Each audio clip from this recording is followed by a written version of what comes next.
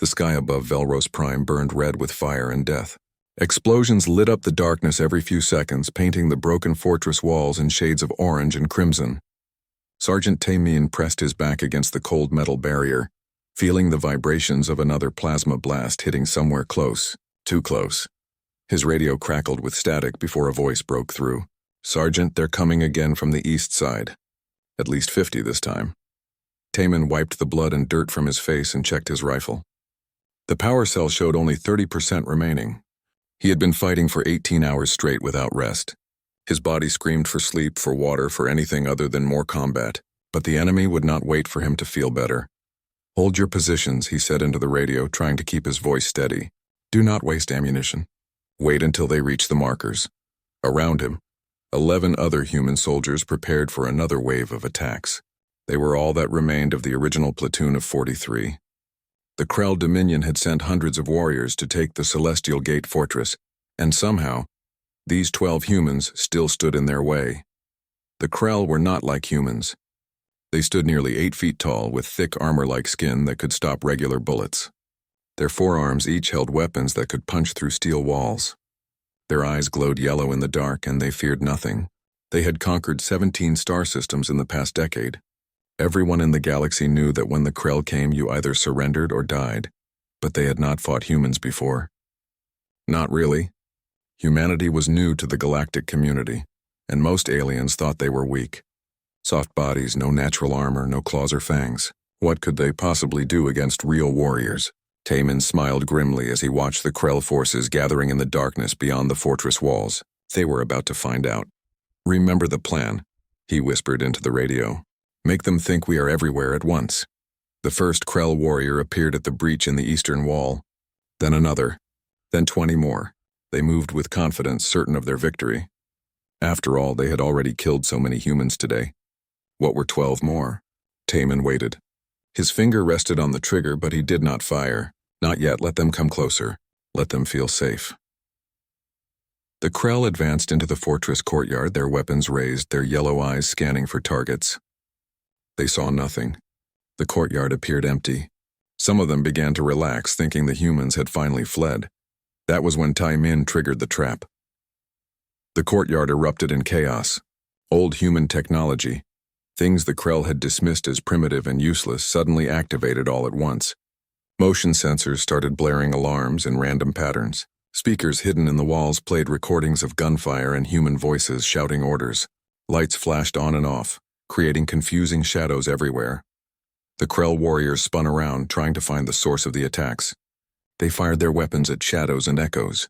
They shouted at each other in their harsh language, demanding to know where the enemy was hiding, and that was when the real attack began. Tamin and his soldiers fired from carefully chosen positions, high on the fortress walls. They did not aim for the Krell's thick skin. Instead, they targeted the joints in their armor, the spaces between their protective plates, the soft spots near their necks. Every bullet counted. Every shot had to matter. The Krell tried to return fire, but they could not see their attackers clearly. The flashing lights and constant noise made it impossible to focus. They stumbled over debris that the humans had carefully placed to trip them. They triggered more traps with every step. One by one, the Krell warriors fell.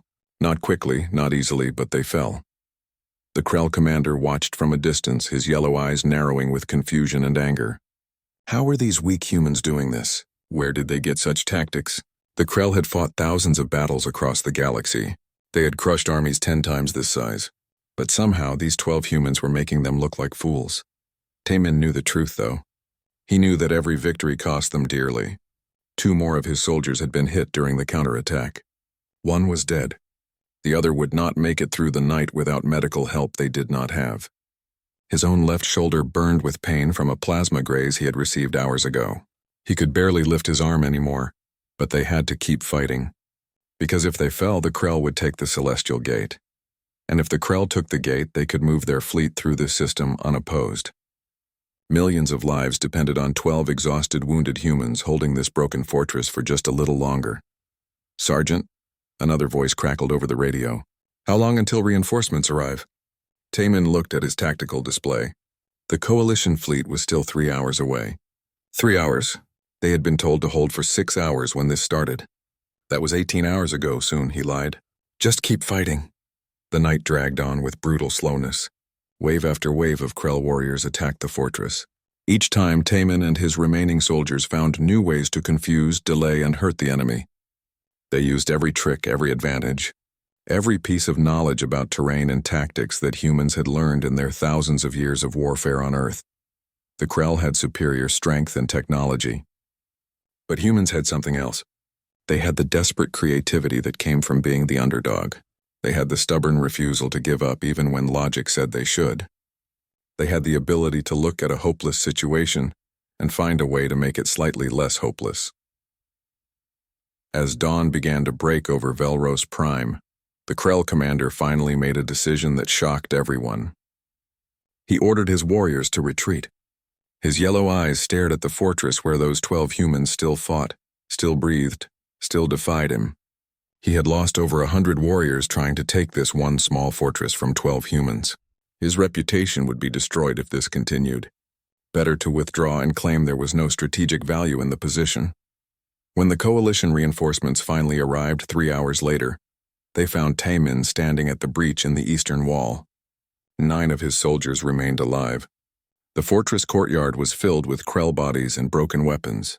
Human blood stained every surface, but they had held. The coalition admiral who stepped out of the first transport ship stared at the scene in silence for a long moment. Then he turned to Taman and said something in the alien language before his translator rendered it into Korean.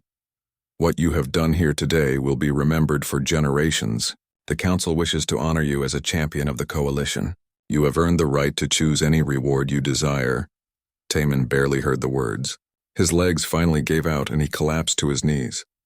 The last thing he saw before darkness took him was the red sky finally clearing to show stars beyond. 3 days passed before Taman could stand without help. The coalition doctors had worked hard to repair his wounds, using technology that seemed like magic compared to Earth's medical equipment. His shoulder no longer burned with pain. The cuts and bruises had faded to nothing. But the exhaustion in his bones remained, the kind that came from pushing his body and mind beyond all reasonable limits. Now he stood in the grand hall of the coalition capital ship, a massive vessel called the Eternal Dawn that was larger than some cities on Earth. The hall stretched out before him like a cathedral. With ceilings so high they disappeared into artificial mist, thousands of beings from dozens of alien species lined the walls, all watching him with curiosity and respect. The High Council sat on their elevated platform at the far end of the hall. 7 beings representing the most powerful civilizations in the known galaxy. They wore ceremonial robes that shifted colors in the light, and their faces showed expressions Taman could not fully read. Some looked pleased. Others seemed confused. All of them watched him with intensity that made his skin prickle. The council speaker, a tall being with blue crystalline skin, raised one hand for silence. The murmuring crowd immediately went quiet. "Sergeant Taman of Earth," the speaker said, his voice echoing through the hall with a strange musical quality. "You have been named champion of the coalition for your actions at the Celestial Gate. 12 humans defeated a force that should have crushed them. Your tactics and courage have earned our highest honors." The crowd erupted in cheering and stamping feet. Some aliens made sounds that Taman assumed were their version of applause. He stood still, uncomfortable with all the attention, wishing he could be anywhere else. The speaker continued. "By ancient tradition, a champion may choose any reward they desire. We offer you treasures from worlds beyond counting. We offer you titles of nobility and positions of command. We offer you knowledge and power beyond your imagination. What is your choice, champion?" Guards began bringing forth items on floating platforms.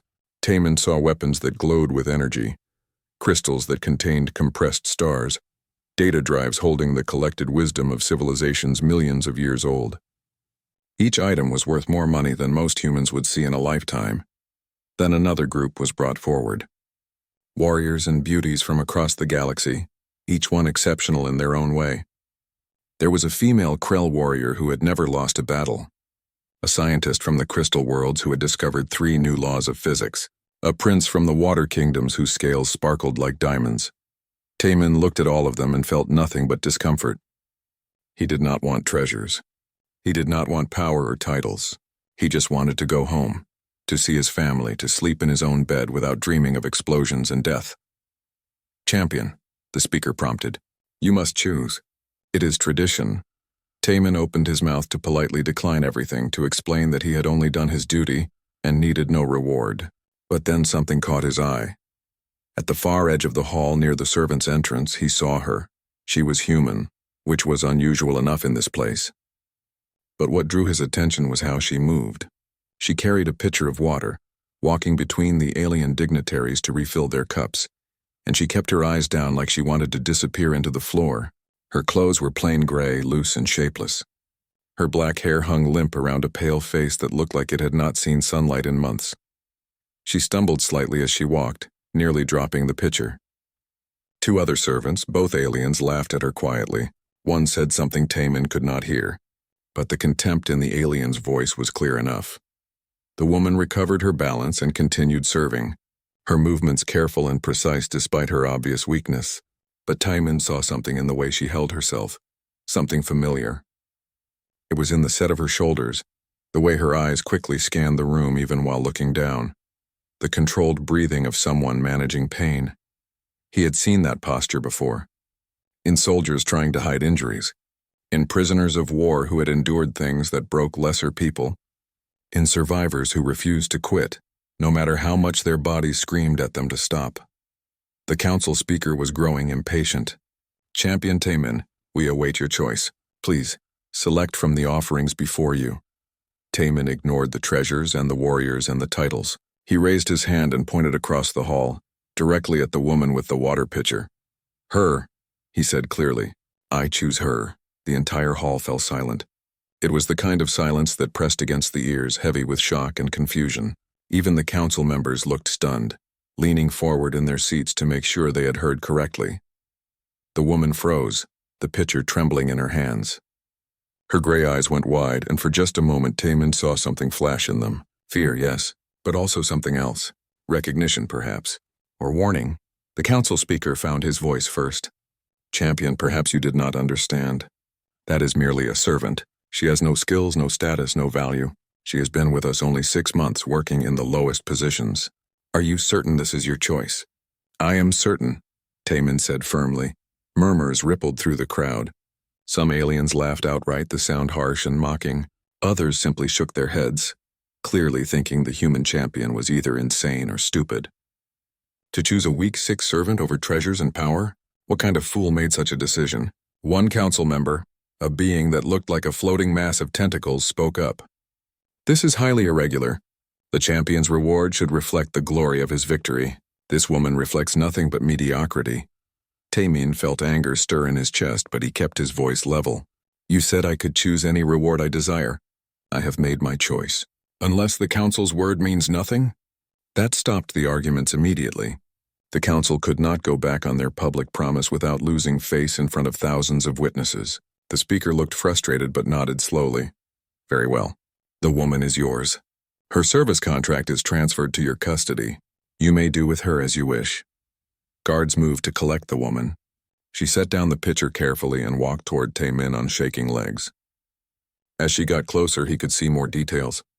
She was young, probably in her early 20s. Her arms were covered by long sleeves despite the warm temperature in the hall. Dark circles shadowed her eyes. She looked like someone who had not slept properly in months. When she reached him, she bowed her head and whispered something so quietly he barely heard it. You should not have done this. Before Taman could respond, the council speaker declared the ceremony complete. The crowd began to disperse, still talking and laughing about the foolish human champion who wasted his reward on worthless trash. Taman ignored them all. He looked at the woman standing before him, this person everyone else had dismissed as nothing, and asked gently, "What is your name?" She looked up at him for the first time, meeting his eyes directly. Her gray eyes were unusual, almost silver in certain lights. They held depths of exhaustion and pain, but also something else. Intelligence, strength, secrets. Jiwoo, she said quietly. My name is Jiwoo. Well, Jiwoo, Taman said with a small smile. We are going home to Earth. You are free now. No one owns you or controls you. You are your own person. Do you understand? For a moment, Jiwoo just stared at him. Then, to his surprise, tears filled her silver gray eyes. She nodded once, unable to speak. And Taman realized that whatever this woman had been through, Whatever secrets she carried, she had been waiting a very long time to hear those words. Behind them, the council members watched with narrowed eyes. They did not understand what had just happened. But some small instinct told them that the human champion had not made a mistake. He had made a choice that would change everything. They just did not know how much. Not yet. The medical bay of the Horizon's Rest was filled with confused doctors and impossible readings. Jiwoo lay on the examination table, her eyes closed, while 3 medical officers stared at their equipment like it had betrayed them. "This cannot be right, Doctor," Hana muttered, tapping her screen repeatedly. "Her cells are showing traces of technology that should not exist. The molecular structure is reading as millions of years old, but she is clearly alive. The scanner must be broken." All 3 scanners are showing the same result, another doctor said nervously, "and look at this. Her blood contains elements that are not on any periodic table I know." "What is she?" Taemin stood in the corner, arms crossed, watching Jiwoo carefully. She had been unconscious for 6 hours since the fight with the Krell assassin. Her breathing was steady, but the silver markings on her arms continued to pulse faintly with inner light. Finally, Jiwoo's eyes opened. The doctors immediately stepped back, fear clear on their faces, but Jiwoo simply sat up slowly, her movements careful and controlled. "You can stop trying to understand the readings," she said quietly. "Your technology is not designed to scan someone like me. It is like trying to measure the ocean with a cup." Dr. Hana found her courage first. "Then help us understand. What are you?" "Really?" Jiwoo looked at Taemin. He nodded slightly, giving her permission to tell the truth. She took a deep breath and began to speak. "I am Architect Jiwoo of the Forerunner race. My people existed before any civilization currently alive in this galaxy. We were the first to reach the stars, the first to understand the fundamental forces of reality, the first to ask questions that most species never even think to consider." She held up her hand, and the silver markings began to glow brighter. The air around her fingers shimmered, and suddenly, a small sphere of pure light appeared, floating above her palm. Inside the sphere, galaxies spun in miniature, stars being born and dying in seconds. We could do things that seem like magic to younger races. We could manipulate matter at the atomic level. We could travel between dimensions. We could create life where none existed before. Your entire galaxy was seeded with the building blocks of evolution by my people, millions of years ago. Every intelligent species that exists now exists because the Forerunners made it possible." The sphere of light vanished, and Jiwoo lowered her hand. "But power like that comes with a price. My people eventually reached a point where physical existence felt limiting. They wanted to transcend, to become beings of pure energy and consciousness. 10,000 years ago, the last of the Forerunners left this plane of reality. They ascended to something higher, something beyond your ability to perceive. But you stayed," Taemin said. "I stayed." Jiwoo's voice was heavy with old grief. "I chose to remain behind as a watcher. Someone had to make sure the younger races did not destroy themselves with the technology we left behind. Someone had to guard the secrets that should never be discovered." Dr. Hana leaned forward, fascinated despite her fear. "What kind of secrets?" Jiwoo's expression darkened. "The Forerunners created many wonders during our time, but we also created weapons. Terrible weapons designed to fight threats you cannot imagine. Most of these weapons were destroyed before we ascended, but some remain hidden in places scattered across the galaxy, places that I alone remember." "The Nexus Vault," Taemin said, remembering what Jiwoo had mentioned during her collapse. "Yes. The Nexus Vault is the largest repository of Forerunner weapons that still exists. It contains things that could destroy entire solar systems, erase civilizations from history, tear holes in reality itself. It is sealed away in a location that only I know, and I have spent 10,000 years making sure it stays sealed." She stood up from the examination table, wrapping her arms around herself. 6 months ago, I was on Velros Prime investigating unusual energy readings. I discovered that a faction, called the Devourers, had found ancient Forerunner data fragments, They were getting close to learning the location of the Nexus Vault. I was trying to destroy the data when they ambushed me. The Krell, Taman said. The Devourers hire the Krell sometimes for their military operations. They captured me and tried to extract the location from my mind through torture. But I am very old and I know how to hide my thoughts even from advanced interrogation techniques. When that did not work, they tried to starve me, weaken me, break my will. Jiwoo looked at Taiman with something like wonder in her silver eyes. I suppressed my powers completely and pretended to be a simple human. I let myself become a servant, invisible and beneath notice. It was the only way to avoid detection while I healed enough to escape. Then you came. You fought at the Celestial Gate and your victory freed the prisoners, including me. You saved my life without even knowing it. And now the Devourers know you are alive again, Taemin said. Yes. When I used my power to kill that assassin, I created a signal that cannot be hidden. They know I am here, and they know I am heading to Earth. They will send everything they have to capture me before I can disappear again. The room fell silent as everyone processed this information.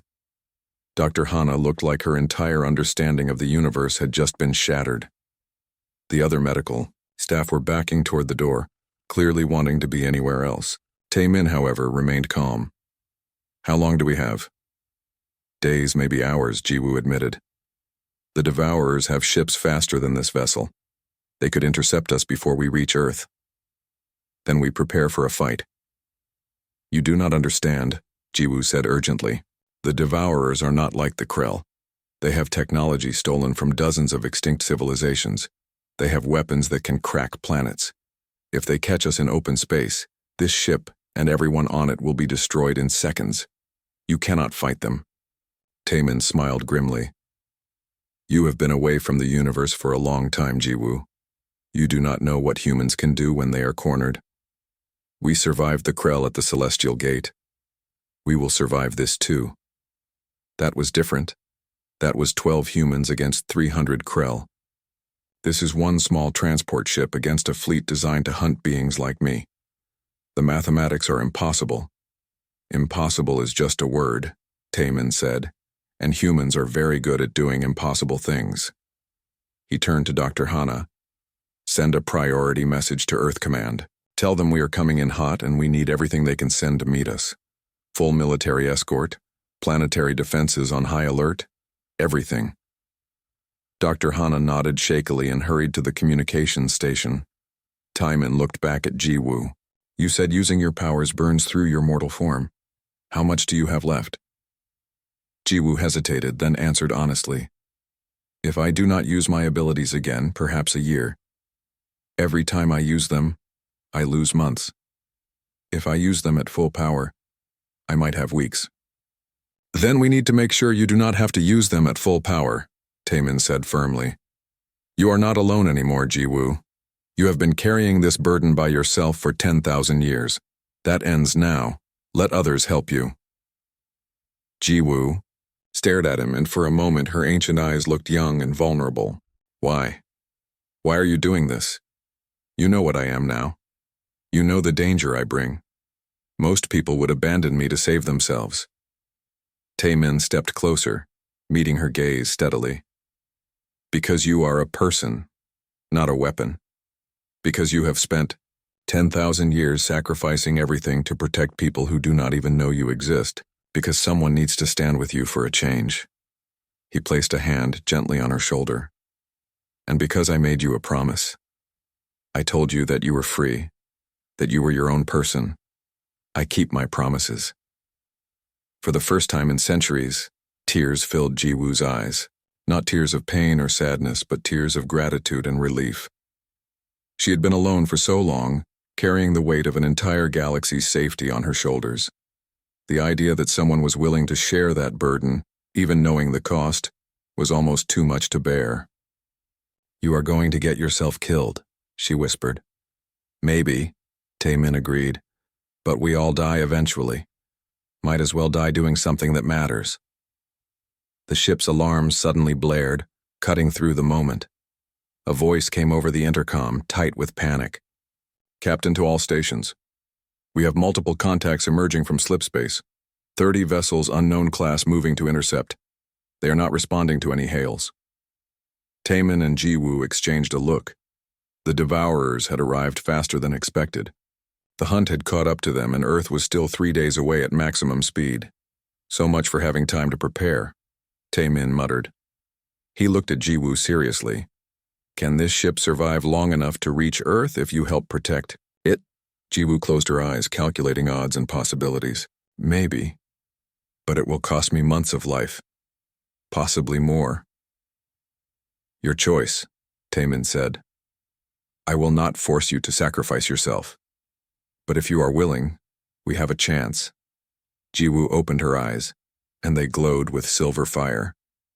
I have been running for too long. Time to make a stand. The markings on her arms blazed with light as ancient power stirred within her. The horizon's rest shuddered as 30 Devourer warships closed in like predators surrounding wounded prey. But the prey had teeth they did not expect, and behind her stood a stubborn human who refused to give up, no matter how bad the odds looked. The battle for Earth had begun. The human transport vessel Horizon's Rest was not impressive compared to the massive coalition warships. It was small, practical, and built for function rather than beauty. But to Taemin, it felt like a breath of fresh air after days on the alien capital ship. This vessel had gravity settings meant for human bodies. The air smelled right. The sounds were familiar mechanical hums instead of alien music. He had arranged private quarters for Jiwoo near his own cabin. The room was simple but comfortable, with a real bed, a private bathroom, and a window showing the stars outside. When he showed her inside, she stood in the doorway for a long moment as if afraid to enter. It is yours, Taemin said gently. No one will bother you here. The door locks from the inside. Jiwoo stepped inside slowly, her hand trailing along the wall like she needed to confirm it was real. She looked at the bed with something like longing, but did not sit down. Instead, she turned to face him, her posture still guarded. Why did you choose me? She asked quietly. You could have had anything. Power, wealth, knowledge. Why waste your reward on someone like me? Taemin leaned against the doorframe, studying her carefully. You are not a waste, and I did not choose you because I thought you were weak. Then why? Because I recognized you, he said simply. I saw a soldier's eyes in a servant's clothes. I saw someone carrying a burden too heavy for any one person. I know what that looks like because I have been there. Jiwoo's expression flickered with surprise, then something that might have been relief. She sat down on the bed finally, her legs seeming to give out. You are either very wise or very foolish. I am not sure which yet. Probably both, Taemin admitted with a slight smile. The medical bay is 3 doors down if you need anything. Food can be ordered from the wall panel there. Rest as much as you want. We will reach Earth in 2 weeks. He left her alone then, sensing she needed space to process everything. Over the next few days, Taemin checked on her regularly but did not push. He brought her meals when she did not order any. He made sure she had clothes that fit properly. He treated her like a person, not property, not a prize, not a servant. Just a person who deserved respect. Jiwoo barely spoke during the first week. She ate small amounts, slept fitfully, and moved through the ship like a ghost. The other crew members gave her curious looks but did not bother her after Taemin made it clear she was under his protection. But slowly, gradually, things began to change. Jiwoo started eating more. Color returned to her pale cheeks. She spent time in the common areas, watching the crew work, listening to their conversations. She asked questions occasionally, her voice growing slightly stronger each day. Taemin noticed she was intelligent, very intelligent. She understood complex topics immediately, often seeing connections others missed. When she asked about the ship's navigation systems, she grasped the mathematics involved faster than the crew members who had studied it for years. One evening, Taemin found her in the observation deck, staring out at the stars streaming past as the ship traveled through slipspace. He sat down beside her quietly. They found me 6 months ago, Jiwoo said without looking at him, drifting in an escape pod near Velros Prime. I had no identification, no memory of how I got there. The coalition officials did not know what to do with me, so they put me to work as a servant until they could figure it out. That must have been difficult, Taemin said. It was safer than the alternative.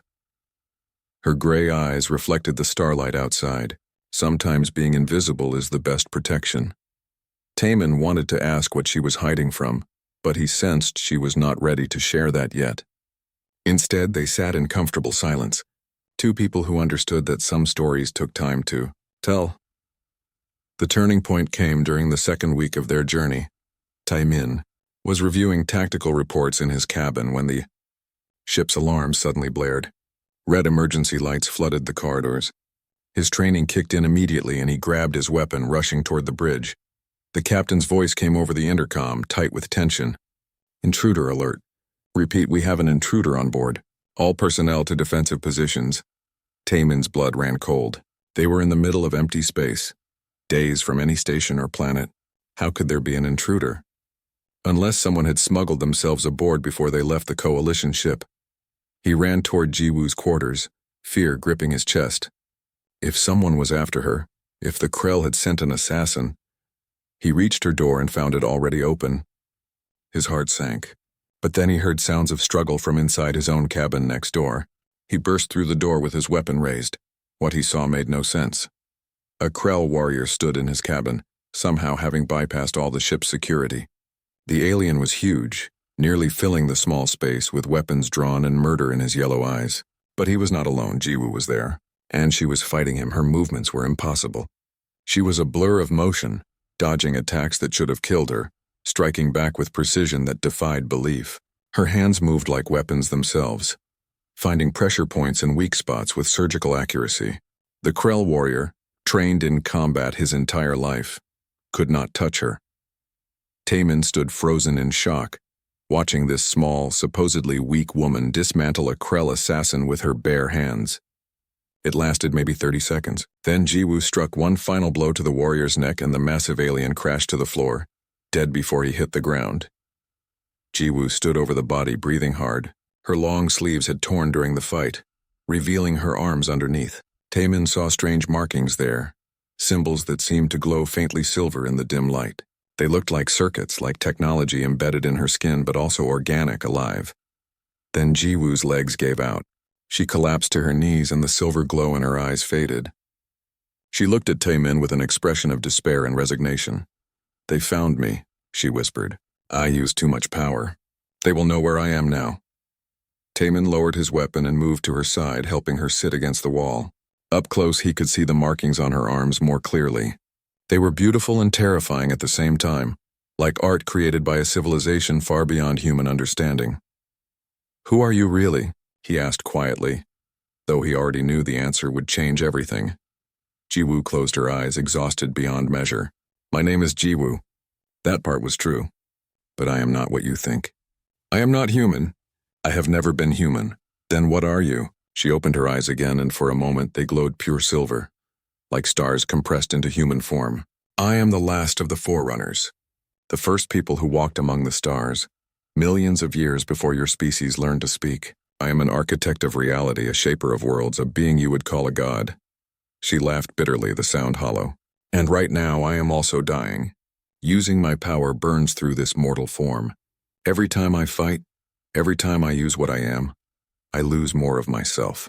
I have maybe months left before there is nothing remaining but ash and memory."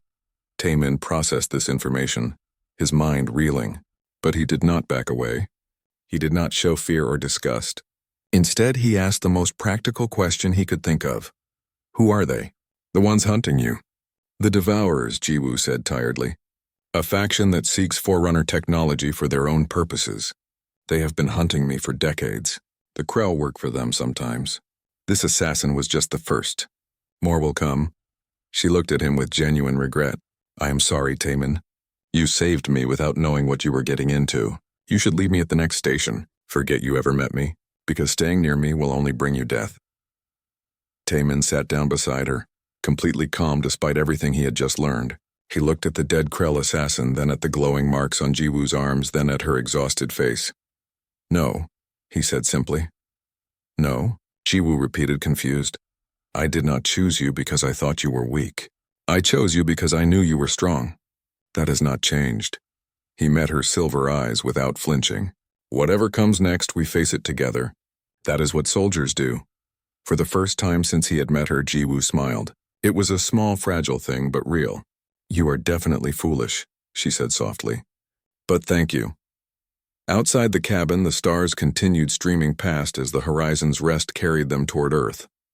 And somewhere in the darkness of space, the Devourers received a signal indicating their target had just revealed herself. The hunt was beginning again. The horizon's rest was never meant for combat. It was a transport vessel, designed to carry people and supplies between stations, not fight battles against warships. As the 30 Devourer vessels closed in, every person on board knew they were looking at their death. Everyone except Taemin and Jiwoo. "Get everyone to the emergency shelters," Taemin ordered the captain. "Seal all non-essential compartments and divert all power to shields and engines." The captain, a veteran named Byung-ho, looked at him with desperate eyes. "With respect, Sergeant, we cannot outrun them and we cannot fight them. Our weapons would barely scratch their shields. We need to surrender and hope they show mercy." "They will not show mercy," Jiwoo said quietly. "The Devourers do not take prisoners except when they need information. Everyone else is simply eliminated." Byung-ho's face went pale, but he nodded and began giving orders to his crew. Taemin turned to Jiwoo. "Can you contact Earth from here?" "Yes, but it will be a one-way message. We are too far for real-time communication." "Do it. Tell Earth Command what is coming. They need to prepare defenses." Jiwoo placed her hand on a communication panel, and silver light spread from her fingers across the circuits. Her eyes glowed as she connected directly to the ship's systems, bypassing normal protocols entirely. When she spoke, her voice was transmitted across light years of space in seconds, technology that should not be possible. "Earth Command, this is Architect Jiwoo. A Devourer fleet of 30 capital ships is pursuing us to your location. They seek Forerunner technology and will destroy anything in their path. Evacuate civilian centers and activate all planetary defenses. I'm sending you coordinates for Forerunner installations hidden beneath your surface. Wake them. You will need them." The transmission sent, Jiwoo released the panel and swayed slightly. Taemin steadied her. "How much did that cost you?" he asked quietly. "Hours, maybe a day. Worth it if it saves lives." A massive explosion rocked the ship. The shields flickered under impact from a Devourer energy weapon. Another hit like that and the shields would fail completely. "They are hailing us," Byung-ho reported. "Should I respond?" "Put it through," Taemin said.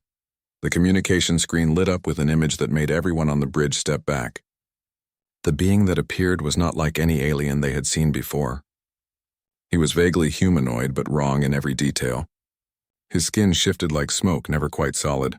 His eyes were empty voids that seemed to swallow light. When he spoke, his voice felt like ice scraping against bone.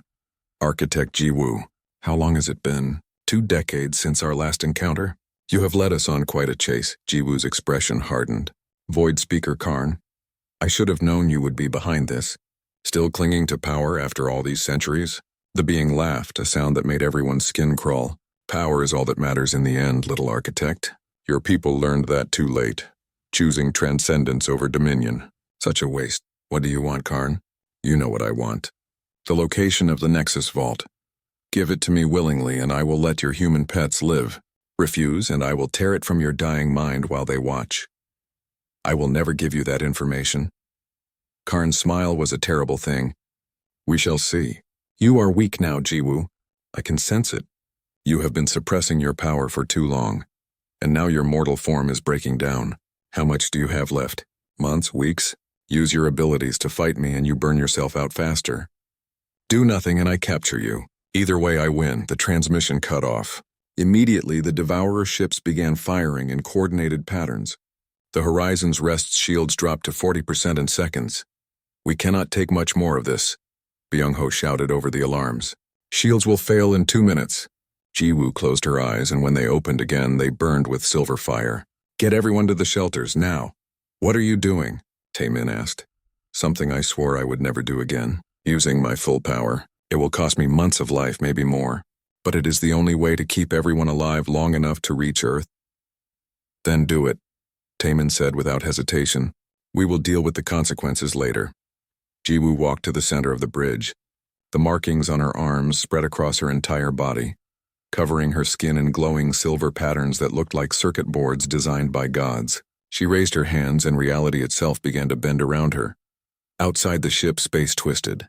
The laws of physics became suggestions that Jiwoo could ignore. She reached out with her mind and touched the fabric of the universe, pulling threads of possibility and weaving them into shields that should not exist.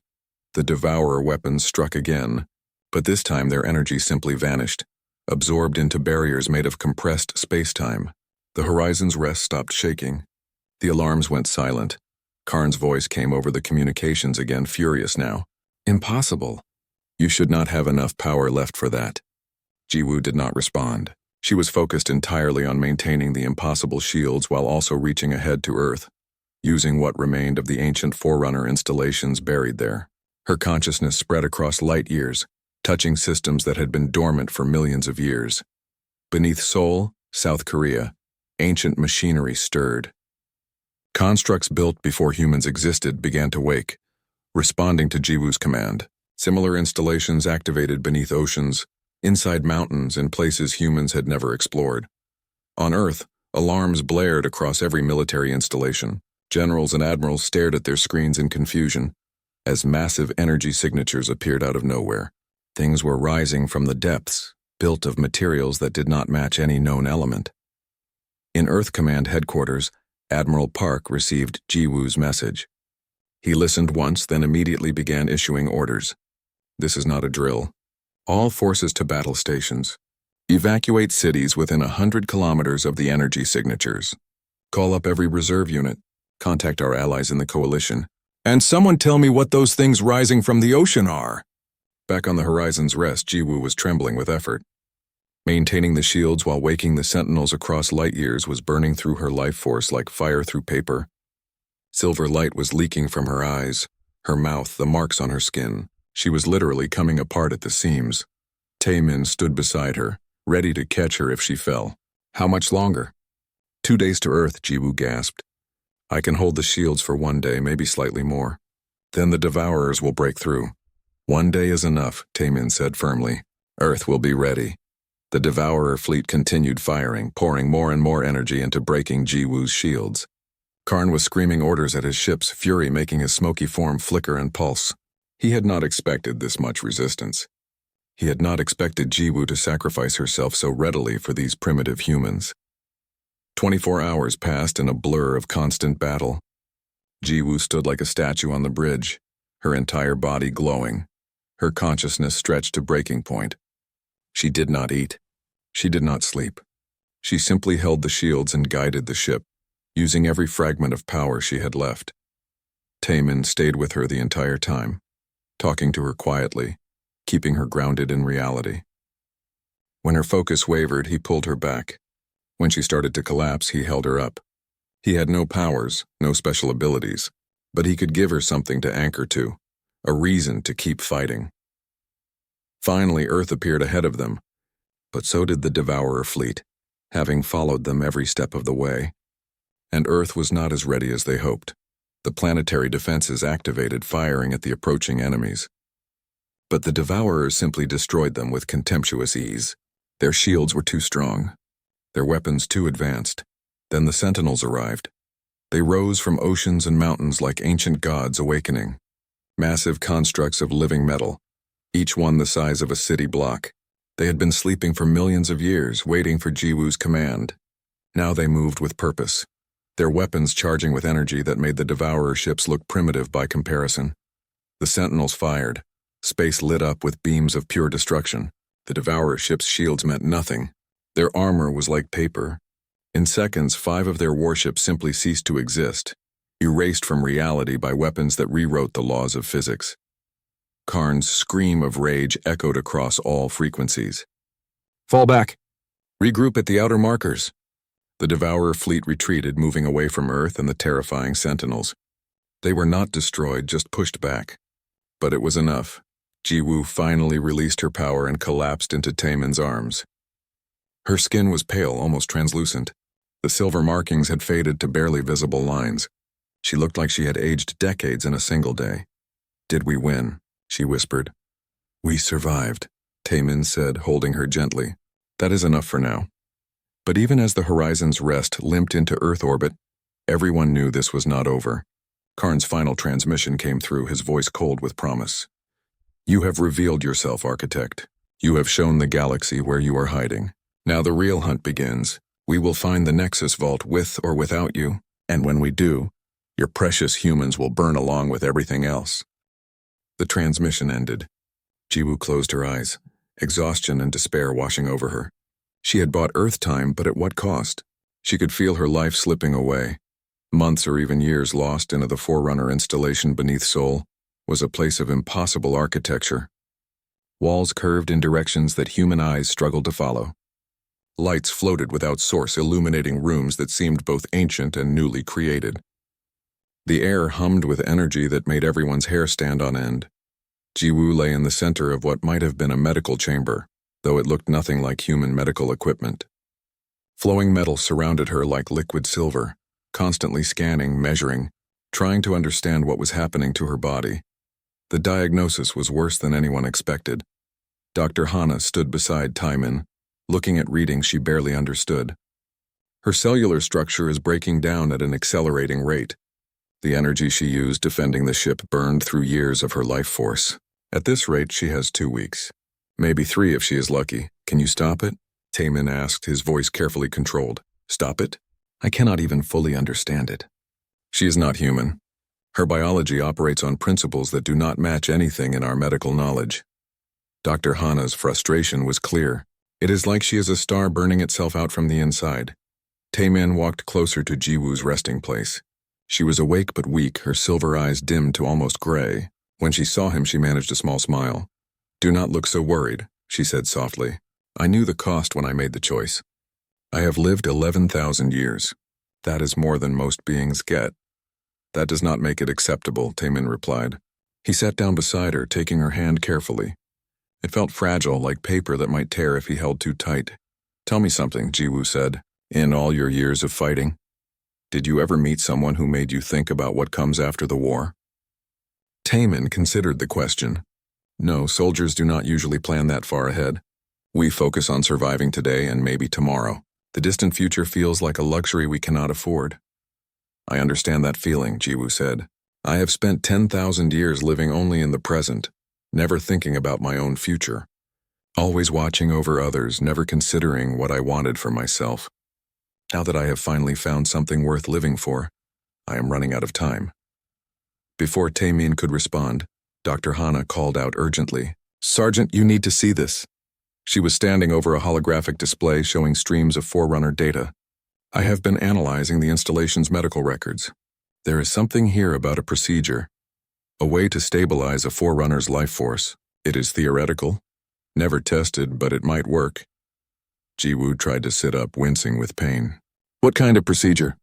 Dr. Hana manipulated the display, pulling up detailed schematics that looked more like art than science. From what I can understand, it involves permanently sealing away most of your Forerunner abilities. You would become essentially human in every way. Your aging would slow to a normal human rate. You would be vulnerable to injury and disease like any person, but you would live a natural human lifespan, about 80 to 90 years. And if I do not do this procedure? Jiwoo asked, though she already knew the answer. 2 weeks, then you die, or... Dr. Hana hesitated. Or you do what your people did. Ascend. Leave your physical form behind and become pure consciousness. According to the records, that process is irreversible. You would exist forever, but not in this reality. You could never return to the physical universe. Silence filled the chamber. Jiwoo closed her eyes, processing the impossible choice before her. Die in 2 weeks, become human and live maybe 80 years, or ascend and exist forever, but lose everything that made physical existence meaningful. There is a fourth option, Taimin said quietly. Everyone turned to look at him. You could do nothing. Stay as you are. Use what time you have left to stop the Devourers and die fighting for something that matters. That is not an option, Dr. Hana protested. That is just giving up. No, Jiwoo said, understanding filling her voice. That is the option I have been choosing for 10,000 years. Sacrifice myself for others. Burn myself out protecting people who never knew I existed. Die alone knowing I did my duty. She looked at Taimin. You are saying there are better ways to live. I am saying you deserve to choose something for yourself, not just for everyone else, Taimin replied. What do you want, Jiwoo? Not what is your duty. not what will save the most people. What do you actually want? The question hung in the air like a challenge. Jiwoo had spent 11,000 years never asking herself that. She had been a guardian, a watcher, a protector. But never just herself. She began, then stopped. The words felt foreign in her mouth. I want to sleep without dreaming of war. I want to taste food and actually feel hungry for it. I want to watch the sunrise and know I will see another one tomorrow. I want to be ordinary. Her voice broke slightly. I am tired, Taemin. So tired of being alone, of carrying the weight of the galaxy, of watching everyone I care about die while I continue existing. If I ascend, I become something that cannot be tired, cannot be lonely, cannot feel anything. That terrifies me more than death. Then do not ascend, Taemin said simply. But the Devourers are still out there. Karn knows I am here now. He will come with everything he has to find the Nexus Vault. If I become human, I lose the power to stop him. Millions could die. Millions could die either way, Taemin pointed out. You are not responsible for saving everyone. That burden is too heavy for any one person, even a forerunner. Let others help carry it. Before Jiwoo could respond, alarms blared throughout the installation. Admiral Park's voice came over the communication system. This is Earth Command to all stations. We have detected a massive energy signature at the edge of the solar system. Long-range scans show a fleet of unknown size preparing to enter our space. This is it, people. The Devourers are coming back. Jiwoo sat up despite her weakness, determination flooding her features. How long until they arrive? 12 hours at their current speed, came the reply. Then I have 12 hours to decide, Jiwoo said. She looked at the holographic display showing the stabilization procedure. If I do this, if I become human, I cannot help fight them. The procedure takes at least a day to complete. Earth will have to face the Devourers without me. Earth has sentinels now, Dr. Hana said, and a fully mobilized military. We are not helpless. Against Karn? Against a corrupted forerunner with access to weapons from a dozen extinct civilizations? Jiwoo shook her head. You will need everything you can get, including me at full power. She stood up, her legs shaking but holding. I know what I have to do. I am going to Kairos. What is Kairos? Taemin asked. The dead planet where the Nexus Vault is hidden. Karn suspects its location, which is why he is attacking Earth. He thinks capturing me is the only way to confirm it, but if I go there myself, I can activate the Vault's defenses, maybe even destroy it before he gets there. That is suicide, Dr. Hana said flatly. You just said you are too weak to fight him. I have enough power for one more battle, one final use of everything I am. I can make it count. Jiwoo looked at Taemin. I am sorry. I know you wanted me to choose differently, but I cannot let millions die just to save myself. Taemin was quiet for a long moment. Then he said, You are right. You cannot let millions die. But you are wrong about one thing. What is that? You think you have to go alone. You do not. He stood up, his decision made. I am coming with you. We face this together. Taemin, you cannot. I can and I will. You spent 11,000 years carrying burdens alone. That stops now. Whatever happens on Kairos, you will not face it by yourself. Jiwoo stared at him, emotions warring across her face. Fear for his safety, gratitude for his loyalty, and something else, something that might have been love if she had the time to explore it. You might die, she whispered. Probably, Taemin agreed. But dying alone is worse than dying with someone who cares about you. And I care about you, Jiwoo, not the ancient forerunner, not the guardian of the galaxy. You, the person who chose to stay mortal even when it hurt, the woman who is tired of being strong all the time. He held out his hand. So here is my offer. Come with me to Kairos. We stop Karn together. And if we survive, if somehow we make it back, then you get the procedure. You become human. You get to rest. You get to be ordinary. Deal? Jiwoo looked at his hand at the simple gesture of partnership and trust. Then she took it, her grip weak but determined. Deal. Admiral Park was not happy with the plan, but he could not stop them. Within 6 hours, Taemin and Jiwoo were on a fast ship heading toward Kairos, accompanied by a strike force of Earth's best soldiers and coalition volunteers. Behind them, Earth prepared for the largest battle in human history. The Sentinels stood ready, their weapons charged. Every military vessel in the solar system moved into defensive positions. Civilians were evacuated from major cities. The entire planet held its breath, waiting for the storm to arrive. In the ship heading to Kairos, Jiwoo rested against Taemin's shoulder, conserving what little strength remained. She had made her choice. One final battle, then peace. Victory or death. Either way, she would finally rest. But in her heart, for the first time in 11,000 Kairos, was a world of dust and silence. Once, millions of years ago, it had been beautiful, covered in oceans and forests. But the Forerunners had hidden their most dangerous secrets here, and over time the planet had died, its life force drained by the machines buried in its core. Now it was nothing but gray sand and broken mountains under a black sky. The Coalition strike force landed on the surface with weapons ready, 50 soldiers, human and alien, all volunteers who knew they might not return. Taman led them down the ramp, his rifle charged and his eyes scanning for threats.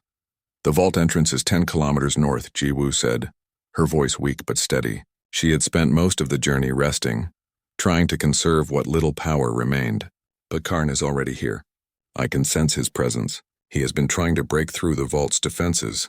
"How long before he succeeds?" asked Lieutenant Daejung, second in command of the human forces. "Hours, maybe less. The vault's automated defenses were designed to stop normal threats, not a corrupted Forerunner with stolen technology."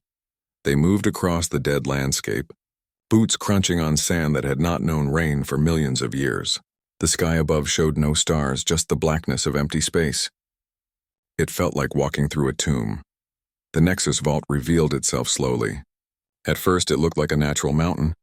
Then details emerged, perfect geometric patterns in the rock, surfaces too smooth to be natural. A massive door carved with symbols that hurt to look at directly, as if the human eye was not meant to perceive them. And surrounding the entrance, the Devourer army waited. Hundreds of warriors stood in formation, their weapons pointed at the approaching Coalition forces. Ships hovered overhead, their guns charged and ready. In the center of it all stood Void Speaker Karn, his smoky form flickering with anticipation. "Architect Jiwoo," his voice echoed across the empty plain. "How kind of you to come to me. You have saved me the trouble of prying Earth apart to find you." "Release your warriors, Karn," Jiwoo called back. "This is between us. These people do not need to die." Karn laughed, the sound like breaking glass. "Always so noble, so concerned with the lives of lesser beings." "That is why you failed, Jiwoo. That is why your people abandoned this reality. They saw what you could not accept. Compassion is weakness. Power is all that matters." "If you truly believed that, you would have ascended with the others," Jiwoo replied. "But you were afraid, were you not? Afraid of losing your precious power, your ability to control and dominate, so you stayed behind, clinging to physical existence like a parasite." Karn's smoky form rippled with anger. "I stayed because I saw opportunity. The Forerunners left behind weapons that could reshape galaxies. Why transcend when I could become a god in this reality instead? And you, dear Jiwoo, are the final key I need. You know the Vault's true access codes, the ones that bypass all defenses. Give them to me, and I will make your death quick. I would rather die than give you that information. Then die you shall." Karn raised one hand, and the Devourer army surged forward. The battle erupted in chaos. Energy weapons lit up the darkness as Coalition soldiers opened fire. The Devourers returned fire with overwhelming force. Shields flickered and failed. Bodies fell on both sides. Taman fought beside his soldiers, coordinating their defense, using every tactic he knew to buy time. But they were hopelessly outnumbered. For every Devourer they killed, 3 more took its place. Jiwoo walked forward through the battle, untouched by the weapons fire around her. She was burning her remaining life force to create a protective field, letting nothing harm her until she reached her destination, the vault entrance. Karn saw her intention and moved to intercept. "You think to destroy it? To deny me what is rightfully mine?" "It was never yours," Jiwoo said. "This power was never meant for beings like you. It was created as a last resort, weapons to fight threats from beyond our reality. Using them for conquest would be an abomination. I will decide what is an abomination." Karn shrieked. He attacked with everything he had, reality-warping powers that turned the sand to glass, the air to fire, gravity to chaos. Jiwoo met him with equal force, and the 2 Forerunners clashed in a battle that defied description. They fought across dimensions humans could not see. Their weapons were physics itself, bent and twisted to their will. The ground cracked beneath them. The sky above tore open, showing glimpses of other realities bleeding through. Taemin watched while directing his troops, horror and awe warring in his chest. This was what Jiwoo truly was when she stopped holding back. This was the power she had been suppressing to live among mortals. She was magnificent and terrifying, a being of pure cosmic energy wrapped in failing flesh. But Karn was stronger. He had not been suppressing his power for thousands of years. He had not been slowly dying to protect others. His attacks grew more intense, more devastating, and Jiwoo began to falter.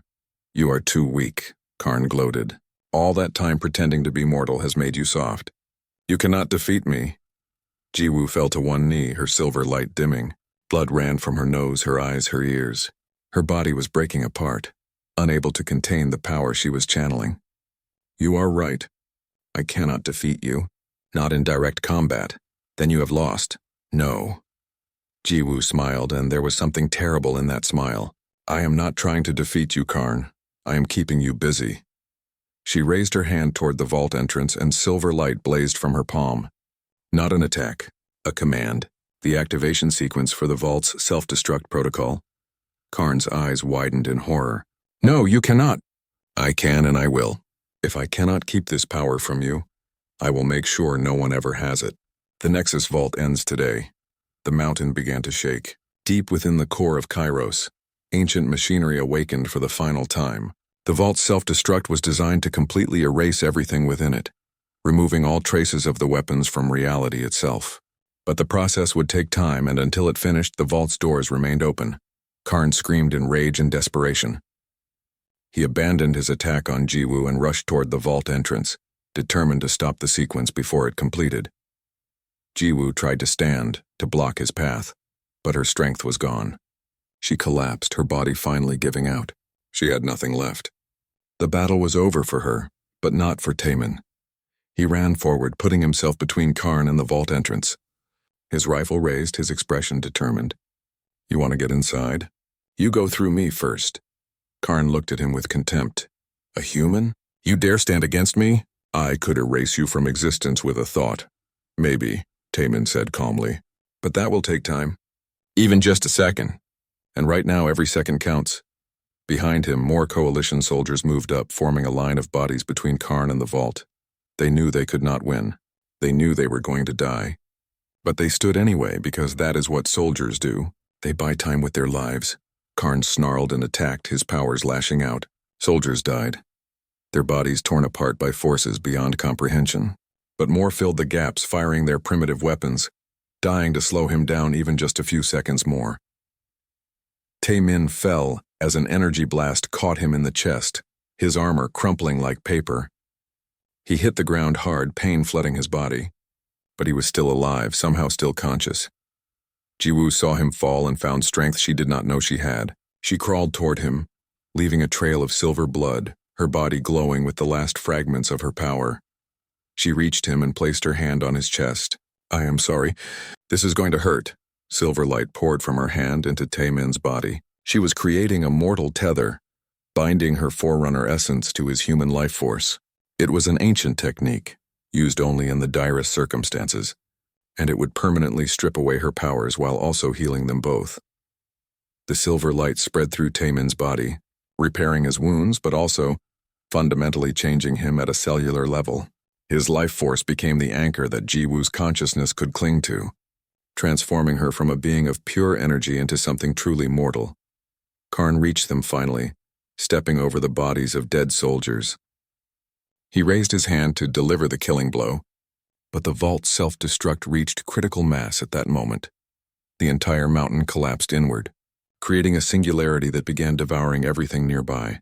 Karn screamed as the pull caught him, dragging him toward oblivion.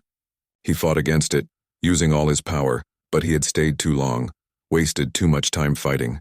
The singularity was specifically designed to trap Forerunner energy signatures. It locked onto him and pulled with irresistible force. "This is not over," Karn shrieked as he was pulled into the collapsing vault. "I will find another way. I will—" His voice cut off as the singularity consumed him completely. Then the vault imploded, taking everything with it. The mountain vanished, leaving behind a perfect crater in the surface of Kairos. The surviving coalition soldiers stared in shock. They had done it. The Nexus Vault was destroyed and Karn was gone. The mission was complete, but at what cost? Taemin opened his eyes to find Jiwoo collapsed beside him. She was breathing, but barely.